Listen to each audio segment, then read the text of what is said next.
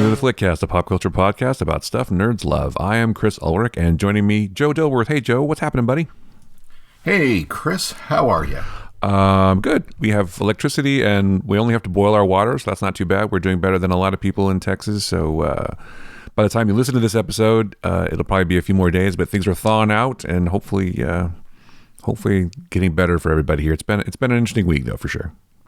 Well, very pleased to hear things are on the upswing. That's really good. It's never exciting to be without power or the potential of that, or to be kind of snowed in and trapped. So I'm glad to see that you guys are coming out of the Arctic wilderness. I can't talk today. That's okay. How about that? Talking's not important. It's only a podcast. No worries. Oh yeah. Yeah. No big deal. It's been much more of a struggle for a lot of people, and we were very lucky that it wasn't worse for us. So I just want to say how grateful I am to the people that asked and see if we were okay and all that. But we're fine, and we're going to continue to do so. Wow. Okay, I can't talk either.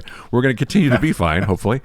It's just there's a lot of other people that need help in Texas. So if you can find some places, I'll put some places in the show notes. Maybe if you want to donate and help out, that'd be great. So I'll just say that I find it intriguing that we can land a motorcycle-sized probe on a planet that's several thousands of miles away from us with precision, yet we can't keep, power going. But, whatever. Yeah, that's pretty impressive. Maybe I guess we don't have enough perseverance here in Texas, right? No, we could talk about the Mars thing. That is, like I said, it was kind of a shitty week for us, but way more for a lot of other people. But just seeing that, I was watching it live, and it was amazing that we can do so many great things too. And it was very optimistic and very uplifting to see the fact that, like you said, it was larger than that. There's a helicopter involved too, like a drone thing too. It's like this whole, it's like, and it landed exactly where it was supposed to land. It was just amazing. I don't know. Kudos to NASA cool. and JPL and all those, the many big brains that made that happen, because that was amazing. I am a long time, or a lifelong, if you would, science and space nerd. My first hero that I can remember when I was a kid was Neil Armstrong. So sure. That was exceptional. Oh, well, here's the funny thing. I was going to say it was exceptional to watch, but I did not get to see it in real time because I was working the day job, but my kids did, which was very cool. I think they even, at least the grade school kid, their school said, hey, go watch this. Oh, that's nice. And then they talked about that. The teacher talked about the space program, even touched upon, hey, from time to time, things go awry, like with Challenger and stuff like that. So it was a good teaching moment, if you would. But I am happy that my youngest son is developing the kind of the space nerd gene as well. We have watched together. We watched 2 of the SpaceX launches live together, and that was really cool. And he was asking lots of questions, and I figured, because the lead up to countdown and all that kind of stuff is really pretty dry. It's not as exciting as the movies make it out to seem. Well, especially everyone's wearing masks and stuff too. It's kind of weird. Yeah.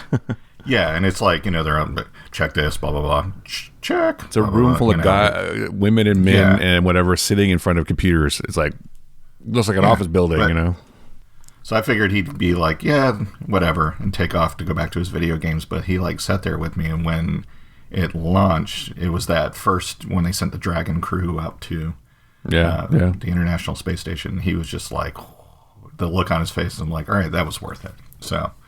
Yeah, I think we talked about this before, but what's amazing to me is the control surfaces in the spacecraft. It's like all touch screens. It looks like I'm like, it's just like Star Trek, Next Generation, right? So it's not, there's not like giant buttons and whatever. It's like, oh, it's just, it's your iPad is controlling the spacecraft, basically. It's amazing. Exactly. Yeah, my son was not as interested in the Mars thing. He hadn't played with his friend for days because his friend had lost power, and so they were finally getting online to play some Minecraft or whatever. But I brought him the iPad and said, look, this is what Mars looks like. He's like, whoa, he thought that was pretty cool. So so they just took this photo right now and they sent it back. So so I don't know if he'll get the space nerd gene or not, but hopefully he will, because it's pretty cool. We did watch a couple of the other launches, like you were saying. We did watch those. more live, but I didn't want to. I don't know. I just didn't have the heart to yank him away from his game. I don't know. That sounds silly, but he hasn't played with anybody in weeks. In a year in person hardly, and then the first time you can actually hang out with somebody on Zoom or whatever after a week of no electricity. So anyway, I don't know. Yeah. But it was cool, and in light of all the bad stuff that happens in the world and everything we're going through, it's still nice to see that there's some things that we can still accomplish that are very positive. So and a lot of things are coming and happening for Texas too. A lot of politicians that don't even live here or don't even serve Texas are rallying to help. So that's nice too. And we have a president that will give you aid without demanding fealty first. That's right. That's right. So anyway, not a political podcast, but still. No. I got to slip these things in there, and we're not live from Cancun today. Oh, sorry, I shouldn't say that. No, we're not. I did not. We had a small snowstorm here in Portland, but I had no thoughts of taking off to Cancun, and it sounds like you didn't either. So that's good. I did not. No, and it's not even my job to take care of anybody here except a few people. So, but anyway, speaking of space, here's a hard transition to WandaVision because there is a space element in this week's episode, right? There is the space probe truck. Okay, so first of all, before we start, spoilers if you haven't watched this most recent version of WandaVision. We're gonna talk about some other stuff later, but. Now we're going to jump into WandaVision, as we do every week, it seems like now, because it's just an amazing show that bears discussion.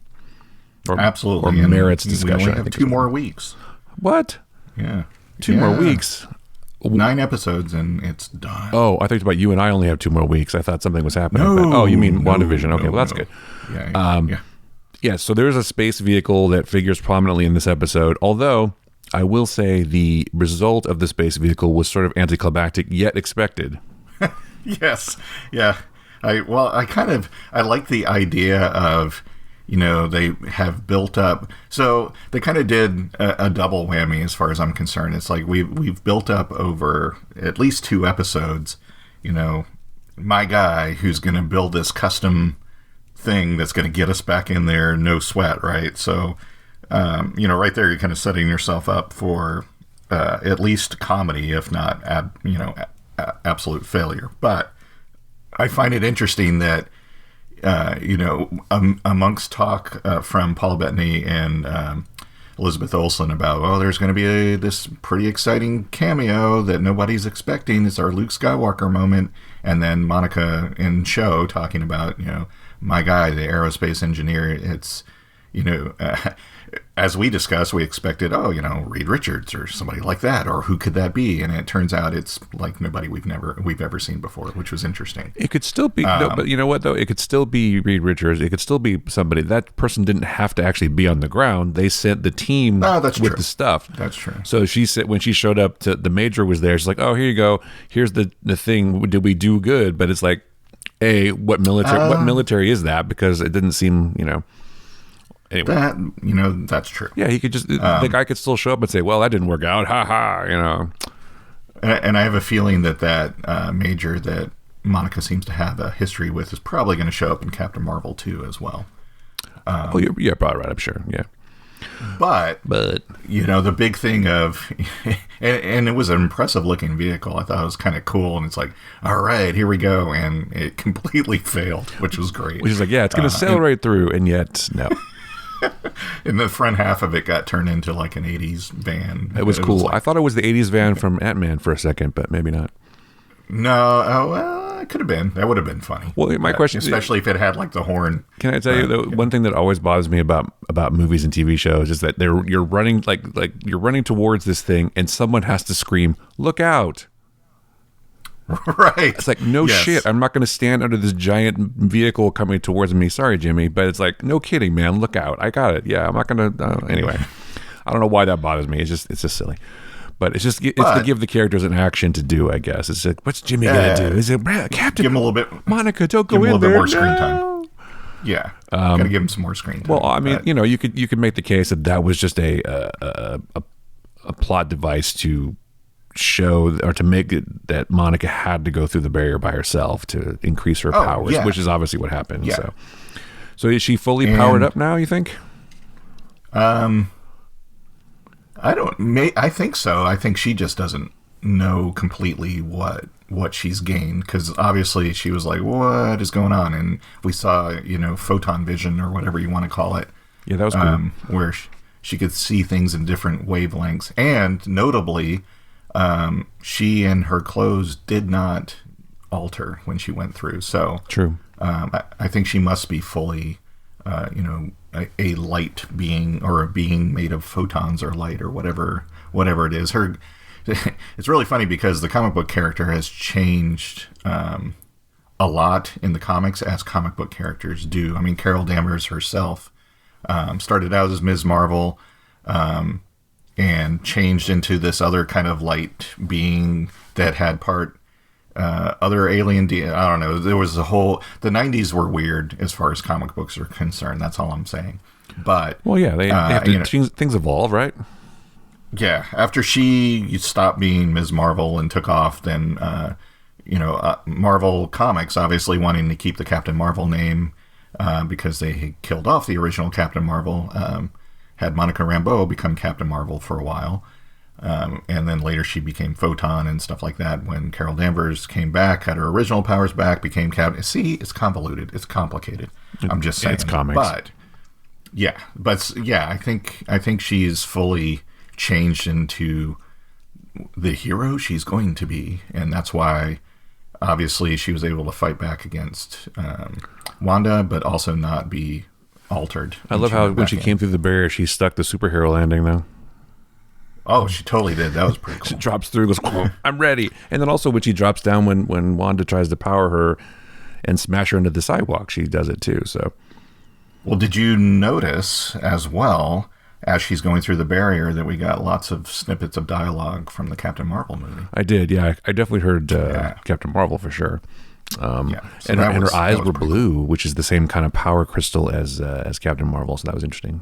Yeah. Interesting. Oh, yeah, I'm sure she'll figure prominently in the movie. But, I've seen a lot of theories about how, and we'll get to the Agatha thing in a second, but I've seen a lot of theories about, and we talked about this a little bit, about how the director is actually Mephisto or Nightmare or whatever. And I still maintain, and I hate to say this, but I still maintain that he's not a big enough actor, well-known actor. He's a good actor. I'm not saying he's not a good actor, but he's not well enough known to be that kind of antagonist, I don't think. Ah, yes. So I don't You're think... talking about Evan Peters. No, I'm talking about the director of Sword, yeah. I'm actually thinking that he's less of the big bad and just more of a dick. Well, I think his motivation is exactly what we thought it was before. His motivation is we need Vision for a weapon, and I think that's exactly what he's trying to do. So he's trying to protect his asset, as it were. Now, whether he's in cahoots with Agatha and or anyone else, I don't know. Maybe, but he's just got a different agenda, and whatever he needs to spin it to get what he needs, I think he's going to do it. He's like Alexander Pierce, like, Robert Redford's character. He's like, whatever, the greater good, we're going to do some bad to do the greater good kind of guy. So as apparently all directors of S.H.I.E.L.D. and whatever are, except Nick Fury, of course. Like I'm saying, the interview process for directors of any secret organization in the Marvel Universe need to be a little bit more stricter. Just saying. Well, yeah, the only person that you can trust is Nick Fury, unless he's a Skrull, and then you don't really know. Right. No, so. I think he's just a big asshole, and I think there'll be a thing where Vision will play a part in whatever resolution and sacrifice himself and go back to being dead, and save them, help save them all, and there'll be the comic book movie moment where the director Haywood will be like, considering his he really came through for us, and considering his sacrifice again for the universe, We'll put him to rest finally, or something like that. He'll come around. Yeah, and there'll be a post-credit sequence where he gets loaded into a giant building with lots of other warehouses, right? And then right next to the Ark of the Covenant. Is that what you're saying? Yeah, exactly. Okay. Yes. I don't know, man. I think maybe, or my other thought while watching this episode was, they talk about, he and Darcy in the ice cream truck talk about that he died twice, right? He sacrificed himself once, and then Wanda killed him, and then he came back, and then he got killed again. My pet theory now is that Vision will try to make a sacrifice again to save Wanda this time again. Yes. But he will come back and be alive. Yeah, I tell you what, I really enjoyed the scenes with Darcy and Vision, especially when she's kind of when she's explaining like everything that happened before, and he's just kind of taking it in stride. But it's finally somebody is just being matter of fact and straight up with Vision, and so he's like, "Huh, well that sounds." Well, I think that she's that kind of person and that kind of character, and I'm sure that they wanted her back for that one of those reasons. Like, here, you're going to have this conversation in this ice cream truck, just go with it, and it's going to be finally the Vision come to Jesus moment, if you will, and so Vision's going to be like, oh, so that explains everything. Why am I sitting here talking to you? I've got to go. I like the Office vibe, and also the although people were talking about how the opening credits was an Office thing, but I think it was like maybe a different show. I don't know. Do you ever watch? Oh shoot! I forgot the name of the show. That's funny.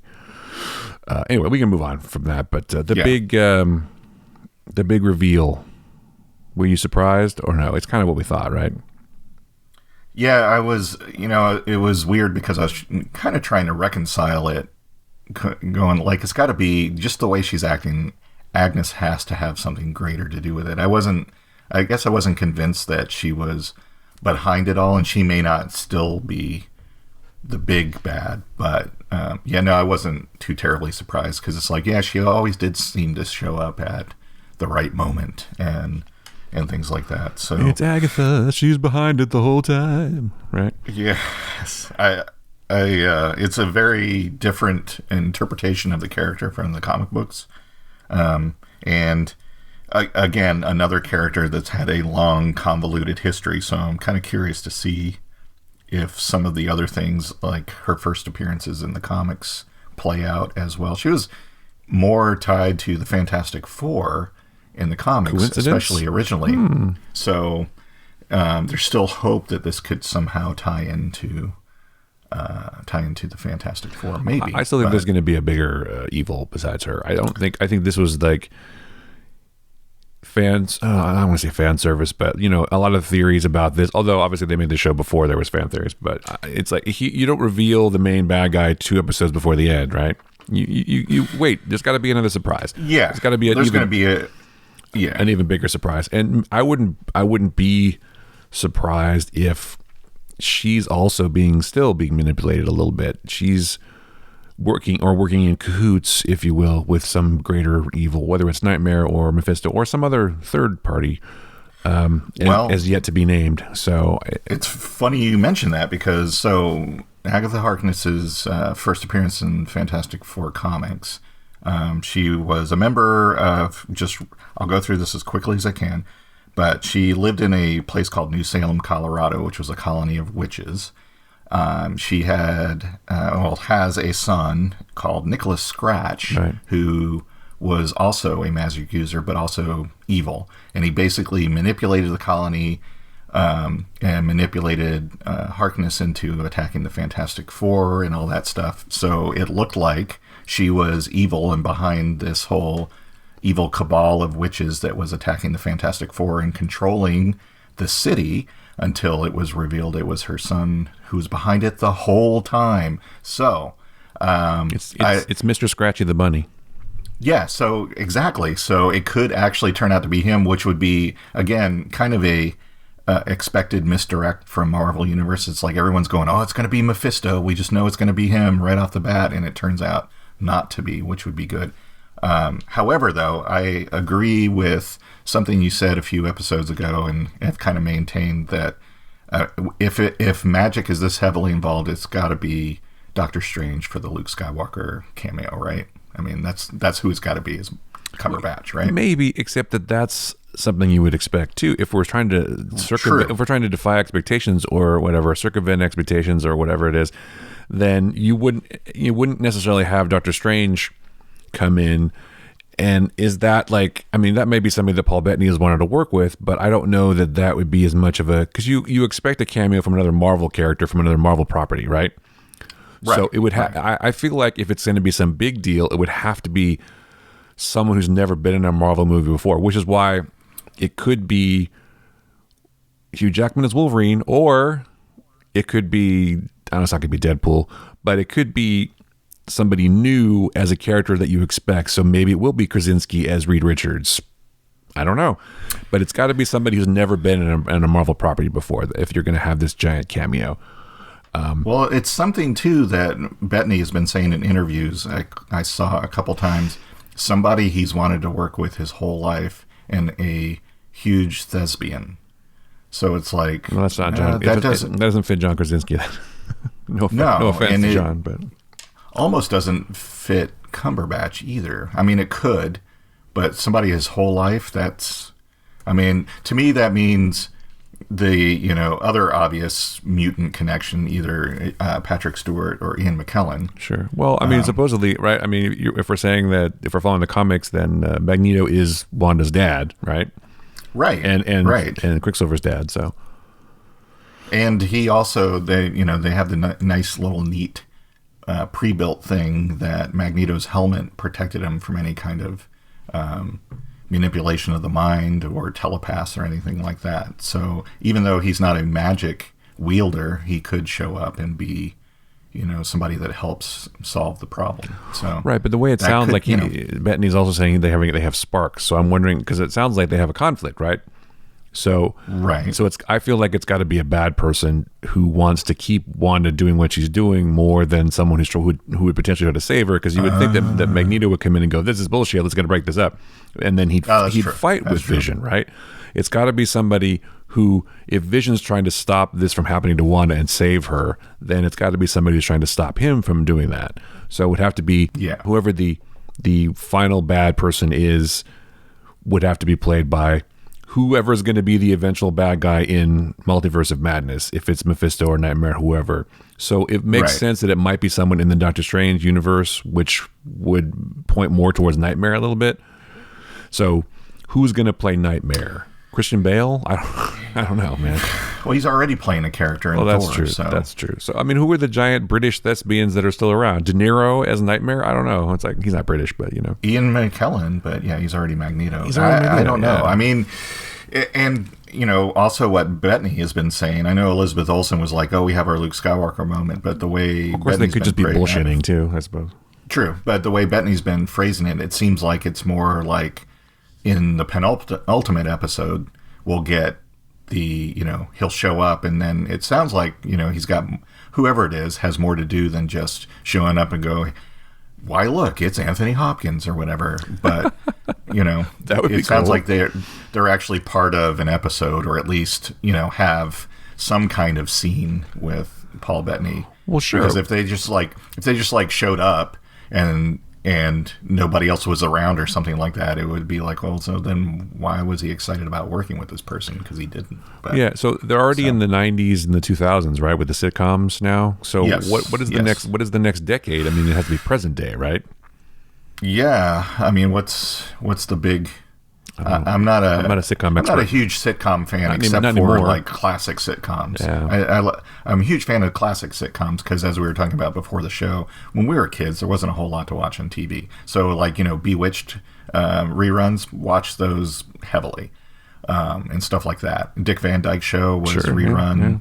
Yeah. Watch that heavily. But I don't, as a practice, seek out and watch sitcoms. They're just not my bag. But it's not my bag, baby.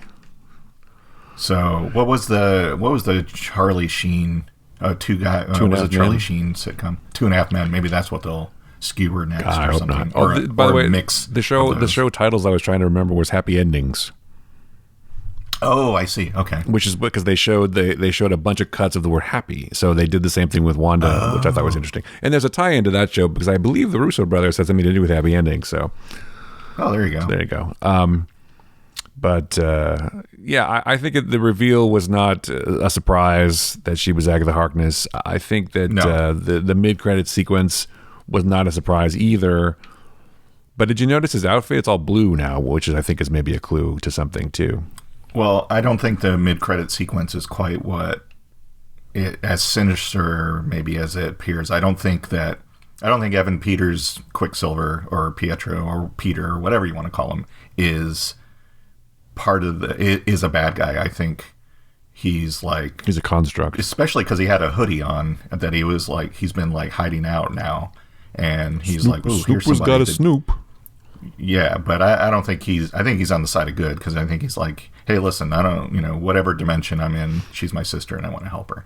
Oh, well, so, I mean, if he's real, if he's just a construct, then he's not anybody. But well, then that's an interesting question. Then, is it someone from the Fox X-Men universe? Is it someone? Right, that's what I'm saying. It could be. Still could be Magneto. Could be Magneto, but that's not. Again, I don't think that's a game changer. I don't see there being conflict between Magneto and Vision, unless Magneto is somehow responsible for all of this and is trying to do something to his kids, which I don't know.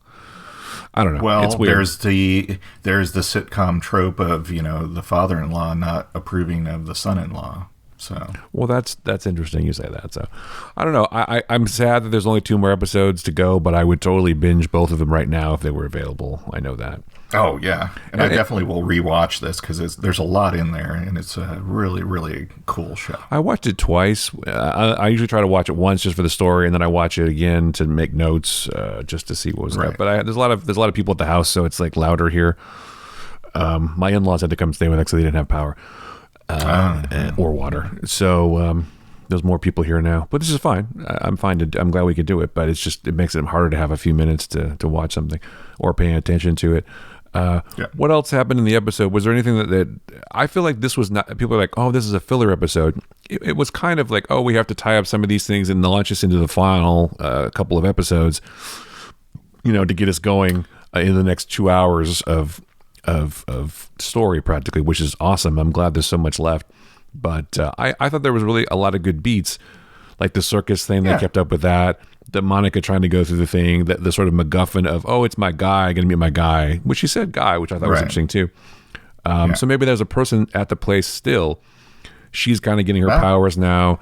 That could be. She goes to, to investigate, and she's not afraid of Wanda, and she wants to help Wanda, which was good. And then, of course, Agatha Harkness reveal. So what happened to the kids? Where did they go?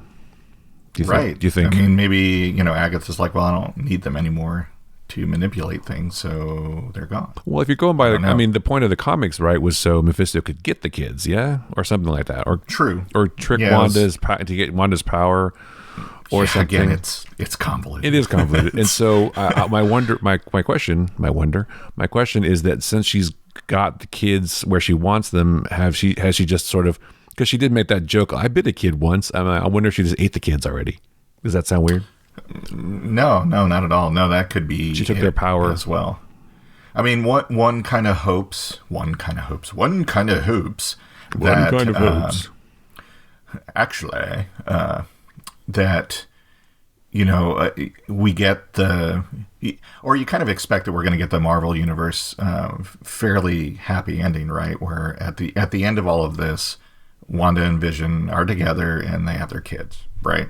Especially since in the comics the kids go on to actually be superheroes themselves and form the Young Avengers, which would be a nice kind of push forward for Phase 4 of the Marvel Cinematic Universe. So you kind of think that, except for Infinity War, which ended really dismally, that we get some semblance of a happy ending. Although, as we've discussed, does this show in a different form lend itself to a second season? So that would be the other thing to see. Obviously I expect they're going to tie up whatever's going on somewhat, or at least mostly, but are they going to leave it with a cliffhanger and potential of more to come? I don't know. But I think they have to resolve the A stories and whatever, and this will be a launching point or an entry point, if you want to call it that, into Multiverse of Madness. So no, I don't know if it'll be tied up neatly with a big bow. I mean, you could say that happened with the end of Endgame, but still, there were a few dead people that didn't. A few people didn't make it through Endgame. One could say the biggest name in Endgame didn't make it through, and I feel like everyone's seen Endgame by now, right? So it's not a spoiler to say that Tony Stark dies, right? Okay, right. I hope not. I mean, Black Widow didn't make it, and obviously Vision didn't make it. So that's 3 sort of big names. I mean, granted, most people came back, and Hawkeye got hope again. Don't give me hope, but I don't know. I feel like it's all going to get burned down, and it's all going to tie into multiverse, and that's going to be the resolution, maybe. Although, is that asking a lot of the audience to watch this and then go, watch Multiverse? See, I don't think it's going to be... I know everyone's like up in arms because Feige at one point said, all the shows we're doing are going to feed into the movies and they're going to feed back and forth and stuff. And then everyone's like, oh, I got to pay for Disney Plus because now I've got to watch all this stuff. And it's sort of a trust thing. I mean, we've done 24 movies, 24, 23 that have kind of built to... Infinity War and Endgame, but I didn't feel at any point that if you skipped any of the Marvel movies, you were going to miss stories. I mean, anybody that's making Multiverse of Madness, you're going to make that movie so that anybody can come in, understand what's happening, and get a story and get a movie. You're not going to start it off like right at the end of WandaVision and people going, I don't understand what's going on. You're not going to walk through a door and it's the Multiverse of Madness. Right. No, I agree. And I don't think they're going to do that in WandaVision. WandaVision's not going to be like, well, if you want to see what happens next, you're going to have to wait for this movie. I don't think it's going to be that direct. I'm sure there'll be a tie-in and there'll be something, Wanda and Vision or Wanda Maximoff returns and will next be seen in Multiverse of Madness or Spider-Man 3 or whatever. But I think, there will be some tie-in, but it won't be... No, that's what I'm saying. They'll resolve the story. They'll resolve the WandaVision story with however that gets resolved. But there will be a direct tie-in to Multiverse, whether Wanda's left at the end of WandaVision more insane, more evil, threatening the very existence of the multiverse, or whether she's a good guy, or whether it's other Wanda from the Fox universe who's going to do it, or whatever. I think that the end of the show, though, will firmly establish the idea of the multiverse, though, that it exists. Yeah, absolutely. And I think that, my theory is that in one version of the multiverse, Vision and Wanda will be together, but in other versions, they won't be. And so will be, that'll be their out. But you're right. It's not going to be like you have to watch this stuff to understand the other stuff. I mean, you get the quote unquote deeper meanings and the Easter eggs and whatever if you watch all the Marvel movies, but you could jump right into freaking any Avengers movie and watch Soldier, it. And absolutely, you're absolutely right. They have to make the movies accessible to the largest audience possible. You should be able to go into Multiverse of Madness and have never seen a Marvel movie before and still follow what's going on. I mean, it'll make your enjoyment of the movie better if you've seen it. I don't know about you, but I get a lot of people asking me, "Hey, I've never seen Marvel movies. I'm really enjoying WandaVision. Should I watch all the Marvel movies to understand what's going on?" I'm like, you could do that, and that would take you a long time. That's like 24 hours of movies. But here are the ones I think you could watch to get the gist and skip. You could skip a few and still not understand what's going on. So I don't think. Yeah, I think you're right. WandaVision is absolutely an enjoyable and complete show in and of itself. But if you have seen everything before, it isn't that I think you would understand what's going on better. It's that it would have a deeper meaning as to what's going on because you have all these previous movies that have established these characters and their relationships together. And so it's like some of what's happening and going on in WandaVision carries more weight at that point because you have that history, but it doesn't mean that it's any less understandable. So, well, right. Also, you can't expect people to have read 25, 30, 40 years of comics to understand what's going on either. Right, it's like, right. When the first Iron Man movie came out, people did not have to have read Iron Man for 20 years to understand who Tony Stark was. They figure it out in the first 10 minutes. That's how Dad did it, and it's worked pretty well so far. Here's what you need to know. He's a weapon. Yes. He loves weapons. He gets stuck in the desert. He builds a suit. He fights crime, etc. And then he says, "I am Iron Man," and and that's the end. That's all you need to know, and that's all you're going to need to know for Multiverse. Now, again, it would be great if you'd seen all the movies and read all the comics and have a much greater depth of knowledge, like perhaps we do, and a lot of other nerds do. But it's not necessary. Yeah. So, but yeah, I think WandaVision will absolutely end with. It's going to end with some kind of hook, whether it's like. It's going to pick up in Doctor Strange, or if it's like, hey. If you like this enough, we'll do some more of this kind of. So it's not going to be like, and the end. There will be a hook because Marvel's been doing that in all of their movies. So of course they're going to do that. Well, it'll be a post-credit sequence, right? Yeah. Someone will take that book and go, okay, now I've got the book. Mordo will show up and go, oh, good, now no more sorcerers. Boom, done. Fine, I'll do it myself. I'll do it myself. Yeah, exactly. He'll just show up and say, fuck it, I'm gonna do it myself. Yeah, I actually expect to see Mordo in WandaVision too. Oh, you know what? That would be a worthy, but again, Luke Skywalker moment. As much as I'm a fan of that actor and the character in the first movie, I don't think he's still going to be the big hero. Ejiofor is pretty huge now, though. I mean, he is, but he's not like Luke Skywalker huge. And I don't think he's ever done television that I'm aware of. Maybe he has. No, so, I expect him to show up. I mean, I think that it's no understatement to say the fate of the universe is involved. He's trying to kill all the wizards, right? So he was definitely going to be an antagonist in Multiverse. So there's no reason why he couldn't be here. In fact, if you think about it, maybe a little bit, him getting Wanda, who's also one of the most powerful users of sorcery in the universe, to fight against Doctor Strange and kill him is probably not a bad plan. Oh, hey. Yeah, he shows up and he's like, hey, do you want to know who was really behind this? It's this guy, Doctor Strange. He's a real dick. I mean, she's met him, but really only briefly. Too many sorcerers. He didn't say... Yes, I know it looked like he saved the universe, but for his own special gain. Yeah. Selfish purposes. By the way, he doesn't say, at the end of Doctor Strange, he doesn't say no more sorcerers. He said too many, right? Yeah. So he's like, there's a few are okay. Just the bad ones got to go. Like, Strange has got to go. I don't know. Just something I was thinking. I feel like Mordo might show up, which would be cool. And that is a giant thespian, I suppose. And I would like they that. could have sparks. Really cool. Yeah. Because Mordo would be a person who would be against Vision, trying to break Wanda out of this, right? Especially if he's manipulating everybody. Or he's trying to either destroy Wanda or take her for his own. Well, he's trying to turn her to the dark side. Yeah. To use a Star Wars metaphor, you might be familiar with. No, I'm not really. It's the guys like dark side. It's this thing called the Force. It's a power that surrounds all living beings. Okay, never mind.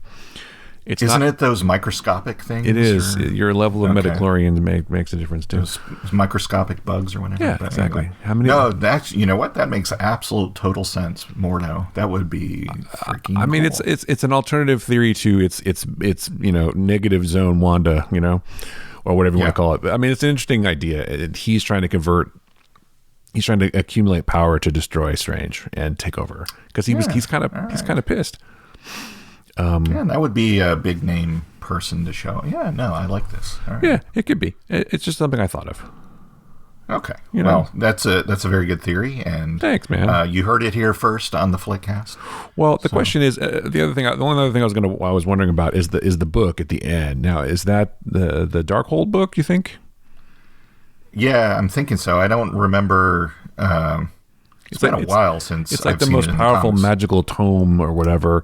It's interesting that Agatha has it because it did apparently it disappeared. I'm not 100% up on my comics lore either, so hopefully people won't chastise us for this. But it's a very powerful book, and that's what it looks like. I mean, I think it's that book, and so maybe Mordo is trying to get his hands on it. Maybe Wanda had done something to keep it safe. Maybe I don't know, and maybe this whole thing is so he can have access to that. Because remember, in Doctor Strange, the bad guys were able to take that other book and learn to manipulate the universe and stuff like that with it. So, if I remember correctly, too, this could open up more of areas of the Marvel universe in the movies and TV shows. Because I'm pretty sure the Darkhold in the Marvel comics is responsible for like vampires and werewolves and stuff like that. Well, that was another thing. That was another thing that I had seen and thought about for a second after I saw that. I'm like, I wonder if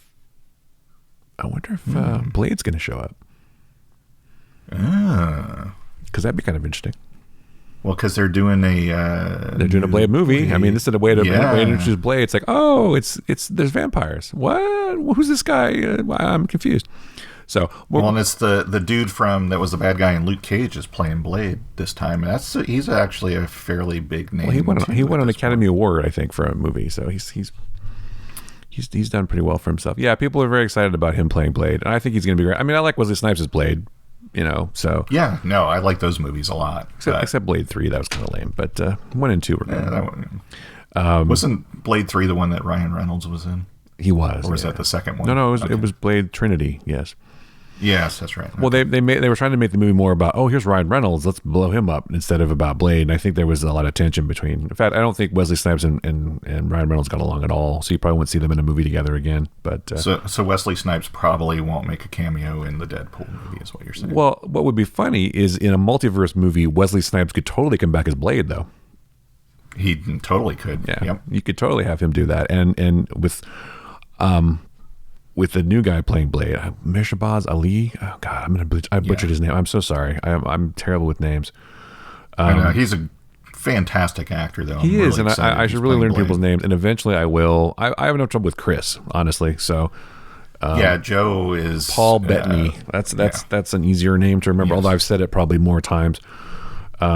I did like the little, I'll say this one last thing. I really liked the fact that he got basically his whole history in a couple lines of dialogue. He's like, so I started out as this AI named Jarvis. Right. And then, it was like, that's really great. And it's funny because, all those things are, is done over time in the movies. And then there's this, whole big dramatic thing where he becomes Vision, right? But then when it's just like anything in the comic books or even Star Trek and Star Wars, when you like explain it, it sounds ridiculous down to its basic form. It's like, well, that sounds really dumb.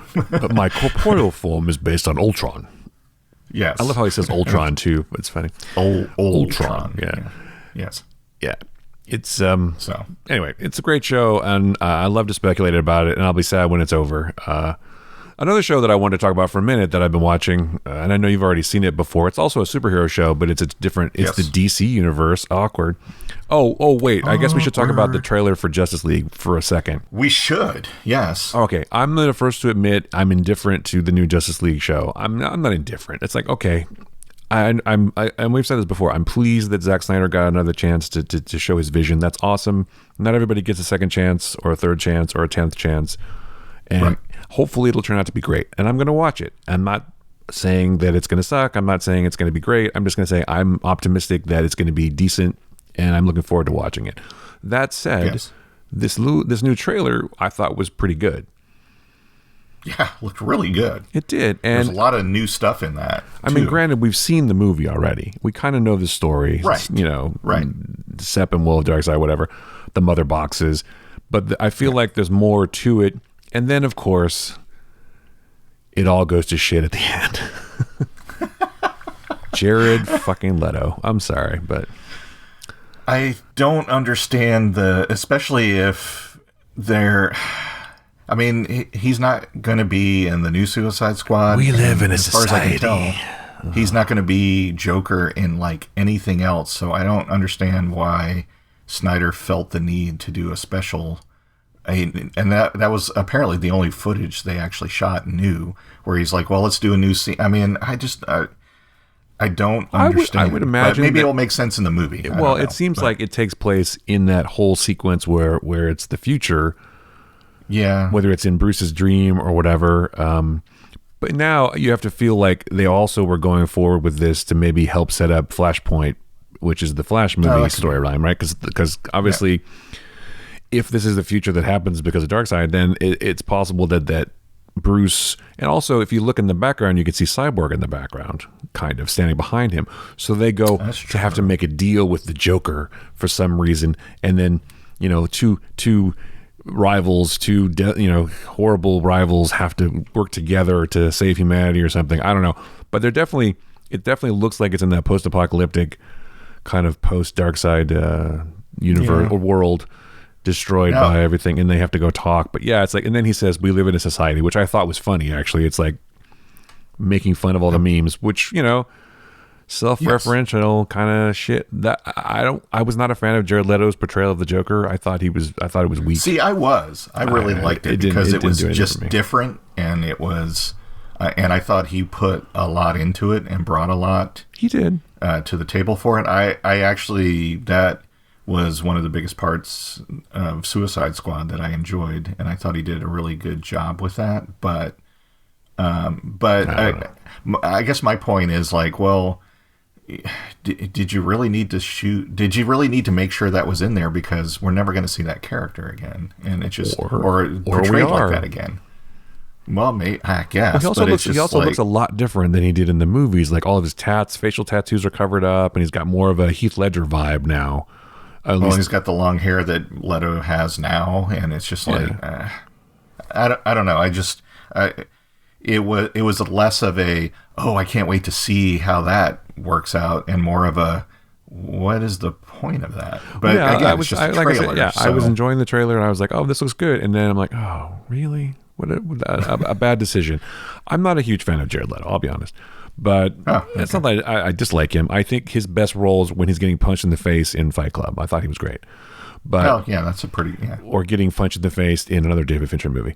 But or just getting punched in the face. No, it's fine. Does Fincher not like him? I don't know, but he does get treated poorly in both of the Fincher movies that he's in. He does. I mean, Brad Pitt's like, I have to destroy something beautiful. Smack, smack, smack, smack. I will fuck your face up. Yes, exactly. It's if you've never seen Fight Club, by the way, it's a classic. It's one of the, it's funny. Just a quick aside about Fight Club. When I first saw it, we saw it at some screening or whatever, and I was like, I had never read the book, and I watched the movie, and I'm like, oh, this is interesting, and I was sort of like lukewarm to it at the end, because there's a lot to process if you've never seen it, and then.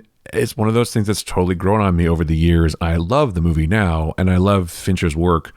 But since I read the books, I became a huge fan of the author, Chuck Palahniuk. Yes. And I read all his stuff now, and it's just this one book. I'm totally drawing a blank on the name, but I've learned so much about how to clean by reading it. He goes into such depth about the cleaning products in the book, and anyway, it doesn't matter. That's an aside. I'll say one thing about Fight Club too. Yes, and go ahead. The Fight Club film, I hadn't read the book previous, but it's one of the rare handful of movies that when I saw it in the theater, it was my immediate reaction afterwards was, I can't believe I just saw a movie like that. Yeah, and in a good way, and it was just like, holy crap! And I immediately went back the next day to see it again in the theater, and of course bought it and. When it came out, and in various forms over the years, and it's just one of those that just keeps on giving every time you watch it. Anyway, we should do a deep dive into it. We should do a deep dive into Fincher, maybe. But I'm just saying that I went into it because I was a huge fan of Seven. Yes. And so I'm like, oh well, I don't know what Fight Club's about. It sounds interesting. I didn't even think I've even seen any trailers, because this was back in the day when the internet wasn't a big deal, and you couldn't see every tiny nuance of every movie before it comes out. So I went into it kind of blind in a way, or, ignorant, I guess. But I had seen Seven. I was like, okay, so it's Brad Pitt again, and it's, Edward Norton and whatever, and David Fincher. I'm in. And I went, and I enjoyed it a lot the first time. But it's an intense movie, and you're like, wow, it's, okay. There's a lot going on here. A lot to process. And then... then you watch it again and again and again. You get into. I will watch it. I watch it at least once a year, probably, and Seven at least once a year too, because I'm in a bad mood clearly. So they're not happy films. Although I guess you could make the case that Fight Club ends on a happy note, right? On an up note, maybe. Society is freed. Yeah, I guess you could say that. And he gets the girl, maybe. I don't know. Whatever. And he kind of finally kills his alter ego. No spoilers. Come on. Oh, sorry. Whoops. Anyway, so Fincher, Jared Leto, whatever. It's not going to stop me from watching it, but I have to say my enthusiasm was slightly lowered. That's just me being a dick. So that's it was fine. Just puzzling, though. It was puzzling, but I understand why they did it, because the Joker thing. I think he just did it for the memes, honestly. I think he just did it because that kind of thing, we live in a society bullshit, is popular. And so he's like, I'm going to poke fun at that, because that's kind of a thing that Joker might do. He might, take this and pervert it into his own self-referential bullshit, which works from I'm going to get the yucks for the memes or for the gram or whatever, but whether it'll feature prominently in the show, I don't know. I'm sure there'll be a scene. I did it for the lulz, exactly, and that's fine. And if it gets more people to watch, great. And if it gets more stuff made, I'm thrilled. So let's do it. And I did see a promo. I was watching something else on HBO Max which we'll talk about in a second. But they show a promo for all their upcoming films and whatever, and one of them was Dune. I'm just saying it's still showing on there, so that's interesting. So they haven't turned that around yet, but anyway, I don't know. I'm gonna watch it. It's not even a month from now, and we'll see how it goes. But the other thing you wanted to talk about was the controversy or the question about the aspect ratio, or should we not bother with that? Yeah, I think it's kind of I just think it's people nitpicking at this point, and it won't really. It's not going to be widescreen, everybody. It's not going to be anamorphic. Right. It was shot at 1:8:5, which is standard IMAX Academy ratio, which is wide but thinner. And Snyder's like, I want to see things go up like comic book panels, so I'm going to reframe it and make the negative. It's still 35 millimeter film. You're just going to crop it differently, and so you're going to see more at the top instead of stuff cut off, and there'll probably be some space at the sides. Oh well, get over it. It'll be fine. Yeah, no, it will be fine. I think it will not fill the frame of your 16:9 TV. I'm sorry to say. Well, I think that's okay. But it's not like it's gonna. It's the people who never saw TV like you and I back in the day, where it was always square. Yes, it wasn't actually perfectly square. It was 4:3, so it's still not 4:4. So there was still a problem. Right. Whoever thought up these aspect ratios was on crack or something. Because it's not. If you're gonna make it square, just fucking make it square. You know. I think it's still going to look fine, and I think there'll be enough going on that you won't really care about. Well, not only that, but they'll probably release a cut where it's back to widescreen again, you know? Oh, I'm sure there'll be, This is the widescreen cut of the Snyder cut of the Joss Whedon cut of the Justice League. I think it's this first time you get to see it the way he wanted it to be seen, and then, it'll be fine. I will say this, Steppenwolf looks awesome. Yeah, much better than in the original. Yeah. Yes. Well, he's nothing. Snyder's nothing if not visual, so. Yeah, so I think it's going to be fine. I'm looking forward to it. And then, we'll, even once WandaVision ends, we have more Marvel stuff to talk about with Falcon and the Snowman. I mean, Falcon and the Winter Soldier. Yes, and also the new show, which is not really new. It's been on for 2 seasons already. But the new show for me, which is also a DC show, which is also on HBO Max, which is the reason that I was talking about that a second ago. I'm talking about Titans, which... Yes. As someone who's watched a lot of Teen Titans Go with my son, it was very much an awakening of, this is a much more adult version of this kind of show, which is great. Maybe don't watch that one with your kids. No, I wouldn't. Well, you know what? There's not a lot of gratuitous sex and stuff. It's just the violence is a lot more pronounced. Although Robin does beat the shit out of a lot of people in Teen Titans Go. And there are a lot of jokes, and there are a lot of jokes about Raven and her legs, and there's a lot of songs about it, and there's a lot of songs about waffles too, which is a totally different story. But it's like, I kept waiting for the character in the show, who's obviously going to be Raven, to start floating though, because in Teen Titans Go she floats everywhere, and she doesn't. And that's the whole thing where Beast Boy finally gets to see her legs, and he's like obsessed with her because obviously he's obsessed with her in the show too. But that being said, I had never seen this before, and I know that you probably had mentioned it to me before, maybe. But I really am enjoying it, and I'm glad to find other shows to watch, because as you said, WandaVision is going to be ending, and then we'll have Falcon and Winter Soldier to watch, but that's only one a week, and a lot of my other shows are over, so finding Titans was great. After you get through 2 seasons to go, I'm very excited. Yeah, after you get through both seasons of Titans, we should definitely talk about it, and they're working on the 3rd season now. So, yes, that's good. That's very good. Yeah. I'm very happy about that. So what... I know you don't want to tell me anything about it, but it's interesting to me how everything's getting developed. I do enjoy seeing the characters. I never read the Teen Titans comics or anything like that. I was more of a Marvel person. I never read as much DC stuff. So are these characters kind of portrayed like they are in the comics, or are they portrayed like they are in other DC properties? Because I've seen a lot of DC movies, obviously, but I've never seen like Bruce Wayne. Although Bruce Wayne hasn't shown up yet, I've never seen Dick Grayson this much of a dick. Basically, it's kind of interesting. So they are certainly portrayed as they were at particular moments in the comics. So this cast of characters comes out of the early '80s, like 1980. Revitalization of the Teen Titans as the new Teen Titans, and it premiered as a big comic book written by Marv Wolfman and drawn by George Perez, and it was pretty outstanding. I mean, at one point they were pretty much as popular as the X-Men were in their heyday. In fact, there was a crossover comic book, New Teen Titans and X-Men. You could find that. It was really cool. It was really well written and drawn.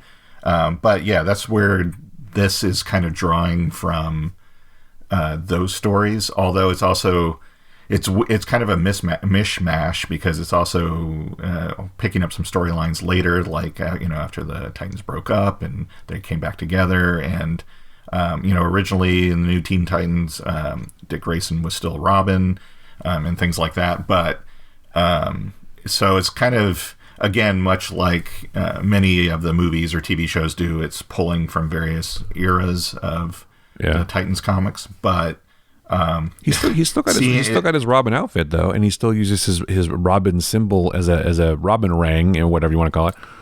For now, yeah. But he becomes Nightwing at some point. But Jason Todd's also in this though, right? So that's kind of interesting. Exactly. So how he comes in.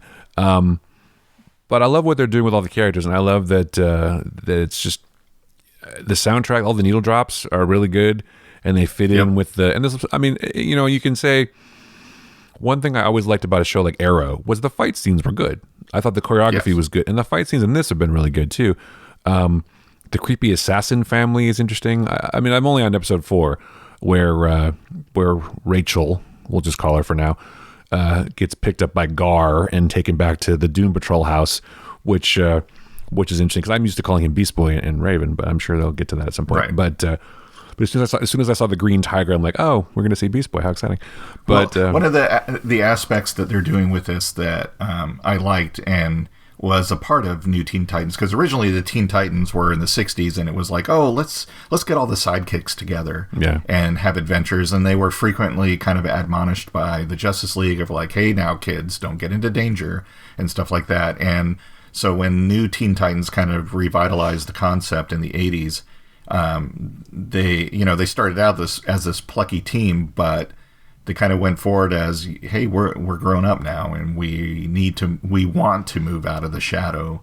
We're not just sidekicks anymore. We're heroes in our own right. We are adults at this point. We know what we're doing, and they are playing that quite heavily on the show, which I think is great. So it's fun because I know a lot of people are like, oh, I can't believe they had Robin say "fuck Batman," but to me that was like it actually makes sense. Here, it kind of made put a very big exclamation point on the show. And it's like, this is what this is about. It's like we're moving out from just being these plucky sidekicks in this happy-go-lucky world to having to deal with, all the stuff we've seen and done and, the way the world is now. So I really, really like the show. It's, as you can tell probably from some of the things, like I said, about Joker and in shows past, I like seeing new interpretations of things. That's why I like Man of Steel. I'm like, if you're going to do another Superman movie, do something different with it. I know a lot of people are like, oh, I just want to see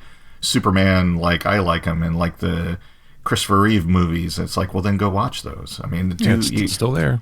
I don't see the point of it. Kind of like with Star Trek. If you're going to do a new Star Trek show, don't just do, well, this is going to be the next 5-year mission, right? Do something different with it. You make a good point, because Superman is a hard character to do a movie about, because he basically can't be destroyed, right? So it's like there's no real risk for the hero, which is what I liked about, one of the things I liked about Man of Steel, as we talked about before, is that Superman was more of a flawed person because he grew up with humans, so he had human flaws and feelings and frailties. Yeah, he was a superhuman guy, but he was still an orphan who grew up knowing all his family was dead, and he still had, bullshit that he had to deal with.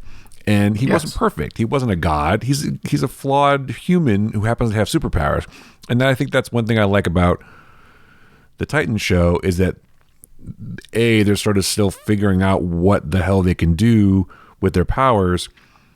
They don't even know what powers are in a lot of cases. And Robin, Dick Grayson, is like, yeah, I can understand growing up with Bruce Wayne, growing up in the shadow of Batman, and being put down and kept down because I'm sure Batman is afraid that something's going to happen to you because everyone else in his life is dead except for Alfred, who seems to miraculously survive all the time, which is fine. But it's like... Not recently in the comics. Quiet now. Spoilers. No spoilers. Mr. Pennyworth. But, and so growing up in the shadow of that and always being the sidekick, I can absolutely see sort of a petulant Dick Grayson saying, fuck Batman. It makes perfect sense. Now, whether he'll continue having that sentiment through the show, or maybe he'll gradually come back around, and I would imagine that Bruce Wayne makes an appearance at some point, or Batman makes an appearance at some point. Maybe not. Or does he? Or does he? In a world. Or maybe in season 3 or whatever. I was also happy to find out that I can watch these first 2 seasons, and by the time I'm done with those, there'll probably be another season, so that's good too. But yeah, I like the show a lot, and I think if you're not watching it, and if you like, sort of a different take on DC superheroes, I think that this is the way to go. But I can understand why people are like, maybe some people would criticize it because they're trying to make it more like Marvel, make it more gritty and realistic like Batman. It's like, yeah, it's fine. Why not? I like the concept of the starting point of, Dick Grayson is disillusioned with, Robin and the whole superhero thing. And, Batman is like, I feel like, the whole sidekick thing was just wrong and I went in this bad direction, but he can't help himself from helping people. So he becomes a cop. I was like, that is a really great premise. What if Robin or what if Nightwing decided to be a cop and do things within the letter of the law, right? So it's it's interesting because everyone's like, oh, he's going against who he is. It's like, no, he still wants to help people. He's just finding a different way to do it that works for him. And he's also still putting on the suit and going out there and beating people up too. It's not like he's stopped doing that. He's maybe more violent about it a bit. And he does manage to kill a few people, I think, too. Yes, that they're very liberal about, that, yeah, we actually killed someone. And, when you think about it, looking back at comics, it's like, how did they not kill more bad guys just by default? Because of, batarangs, taking somebody's piece of their head out, all this kind of stuff. But no, it was all gravity, physics.